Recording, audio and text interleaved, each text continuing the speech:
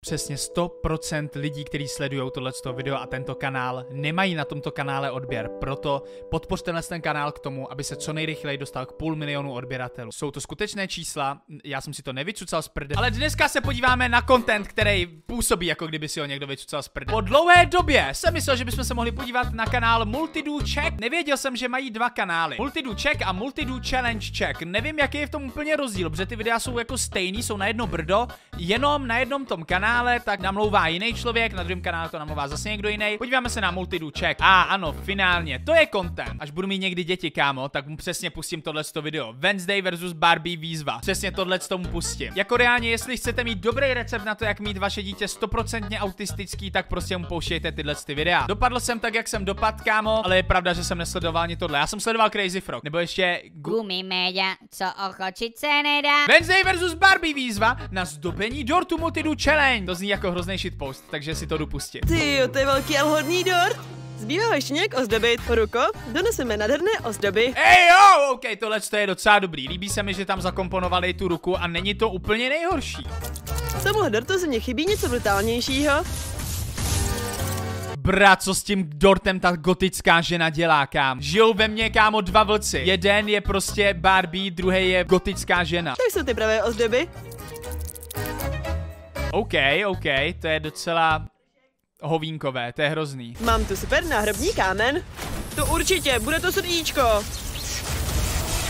A co se děje? Co to je za člověka, který to dabuje? Já bych tak strašně rád viděl a znal toho člověka, kdo tohle to dabuje, kámo, protože tohle je jako úžasný. Já bych jsem jako chtěl taky vědět třeba, kolik ten člověk za to má, kolik dostává zaplaceno za tohle, protože já hádám, že ten kanál je přímo jako, řeknu to asi blbě, dotovaný, jo, tím jako Multidu Czech. Nemyslím si, že tohle je reálně nějaká random holka, která jim krade ten obsah a jenom to přemlouvá do češtiny, protože by mohla mít velký průser. Takže prostě tady tato firma, společnost, která má na starosti tyhle videa Multidu Czech, protože věřte tomu nebo ne, ale reálně tohle mají na starosti dost velký firmy, které mají docela velký obraty z tohle z toho, jo, a jsou to reálně 100 000 jako dolarový firmy, takže prostě kámo útočí na český trh. Na jednu stranu jako dělají dobře, protože ten obsah, tady tyhle prostě hovna, tak tady na tyhle jako nejsou tak moc na české scéně, takovýhle jako, je to v podstatě fizi video, ale jako ještě na steroidech, ještě jako horší. Crazy, že to ještě jako víc jde.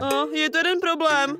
Ten dort se do fontány nevejde. Nevím, proč teda jako ta poleva je v fontáně, vole, na fondán, nebo jak se tomu říkáme. Říká se tomu fondán, ne?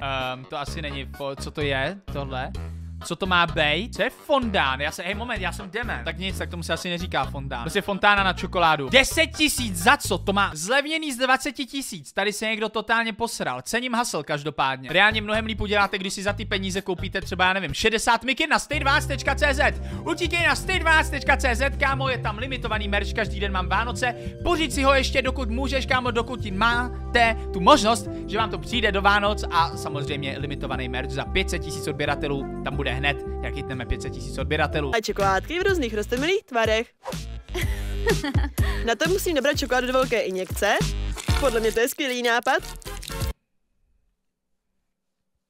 Já vím, že to má být hloupý, ale chceme opravdu, aby dvouletý děti nebo tříletý děti sledovali naschvál tyhle hloupý videa. Reálně si to jako společnost přejeme, aby se dítě koukalo na to, jak Barbie kreslí na mobil Barbie polevou. Chceme to? Možná s ním jako boomer, kámo. Možná s ním jako, že jsem extrémně starý a že nechápu prostě trendy dnešní doby, což reálně tohle nechápu. Ale hej, mám dva synovce, kámo, a prostě umírám uvnitř, já umírám, kdykoliv vidím, že se jeden z mých synovců kouká na ty vole takovýhle videa, jo, dívej na to.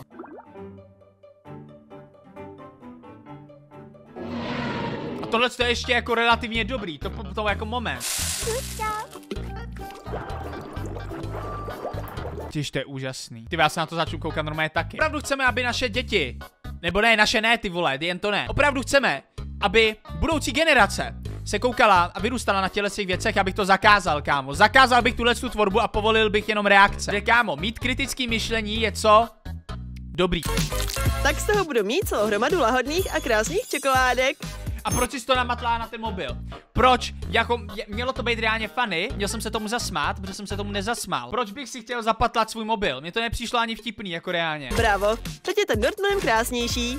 Výborně, a mám zasiflený telefon. Co udělá gotická žena středa? Protože syrup bude hlavní ozdobou mého budoucího dortu. Místo vrchní vrstvy můžu namovat mozek růžovým krémem. OK. Ten dort bude hrozně sladký, ty vole. Nevím, nemám rád sladký, jo. Nejsem vůbec na sladký. Kdybyste mě někdy náhodou potkali, že už se mi to taky párkrát stalo. Někde jsem byl a přišel za mnou člověk nějaký, přišel za mnou nějaký fanoušek, dal mi čokoládu. Děkuju vám, kdykoliv mě jako potkáte, něco mi dáte, já vám moc děkuju, je to moc krásný, ale já nejsem na sladký. Bacha na to, kámo. Ten gotický dort je lepší. NGL. Ne, fuj, kámo. Fuj do prdele. 60 000 kalorií. Pojď ke mně, miláčku. To je dobrota. Brainwashed jsem, vole, normálně jak svině. Vymejvárna mozku, to je hrozný, vyvine se mi demence. Demence je globální porucha intelektu, paměti, osobnosti, která výrazně narušuje běžné denní aktivity, vznikající až po ukončení rozvoje. Vzhledem k tomu, že můj rozvoj už je dávno u konce, já už se dál prostě neposunu, já zůstanu takhle navždy stejný, takže jako mě už to roste. Jako já se za chvíli proměním ve Wednesday. Aby na ní nezůstala žádná prázdná místa. Jako furt to není takový, jehle, věřte tomu nebo ne, ale pokud jste viděli moje poslední video na Sofii Skalkos, tak musíte se mnou ale jako uznat, že reálně tohleto video je lepší než Sofijino poslední video. Sofijino video, ty vole, kde mluví o tom, jak chodí s ošklivejma klukama, ty vole, a zní jako prostě mega rozmazlený spratek, je reálně horší než tohle.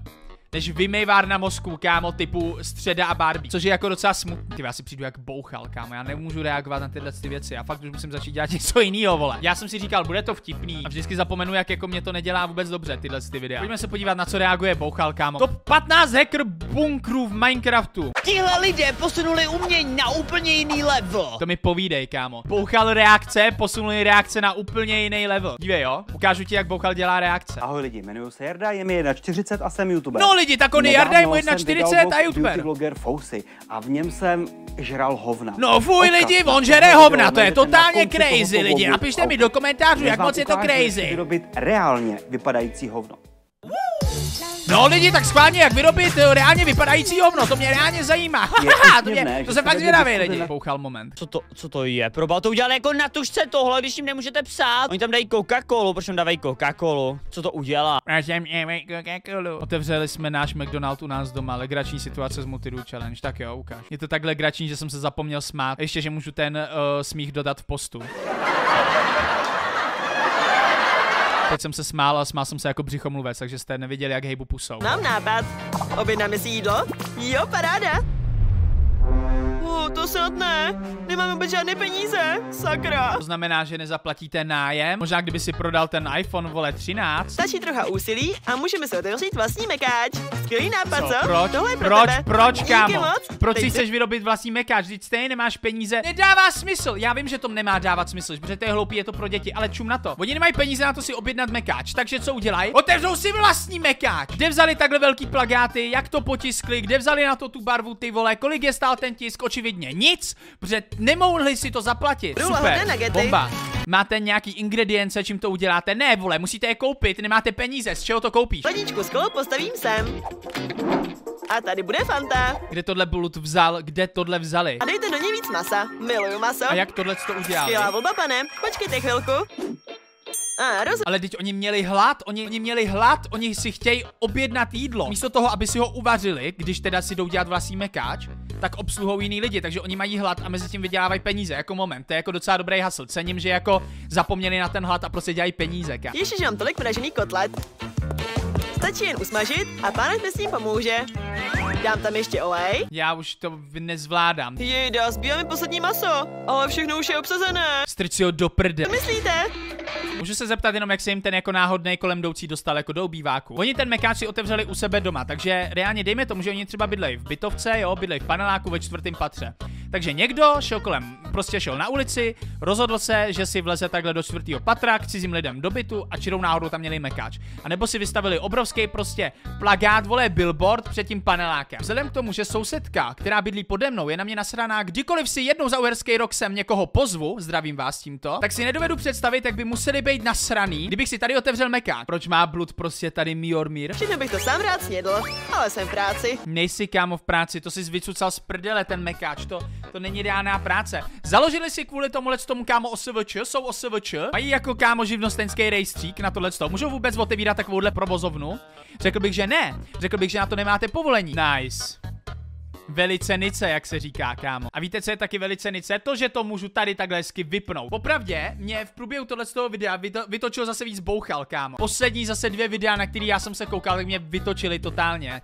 Já už nemůžu dál, proto dejte mi prostě tady, kámo, odběr na tenhle ten kanál, ať máme 500 000 odběratelů, ať můžu vydat jedno speciální překvapení pro vás, jo? Ať se to trochu prostřídá tady ten content, jo? Můj život nedává smysl.